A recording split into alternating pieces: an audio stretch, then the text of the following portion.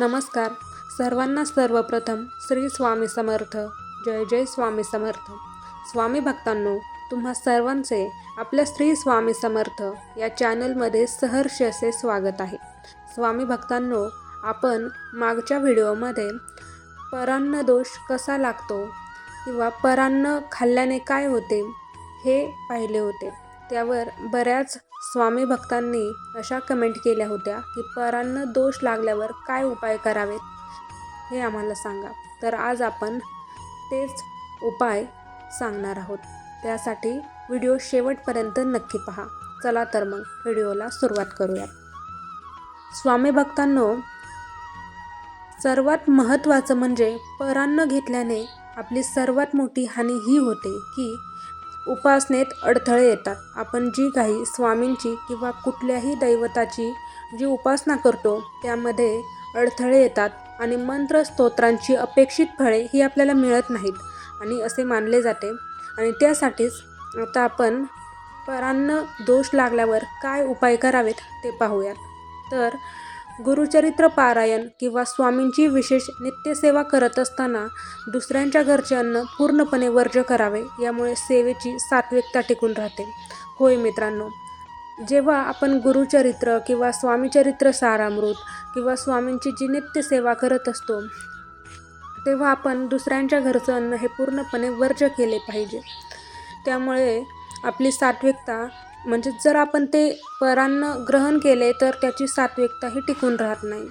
त्याचबरोबर दुसरं म्हणजे जर अनवधानाने किंवा नाईलाजास्तवर जर बाहेरचं खाणं आपल्याला खावं लागलं तर काय करा की श्री स्वामी समर्थ या मंत्राचा जास्तीत जास्त जप करा. आणि या मंत्राने काय होतं माहिती आहे का, हा मंत्र चित्तशुद्धीकरणासाठी खूप प्रभावी मानला जातो. त्यामुळे स्वामी समर्थ म्हणजेच आपल्या महाराजांचा श्री स्वामी समर्थ या मंत्राचा जास्तीत जास्त तुम्ही जप करा. त्याचबरोबर परान्न दोष जर लागला तर परान्न दोष दूर करण्यासाठी आणि पापांचे क्षालन करण्यासाठी आपण अन्नदान करणे खूप महत्त्वाचा उपाय आहे.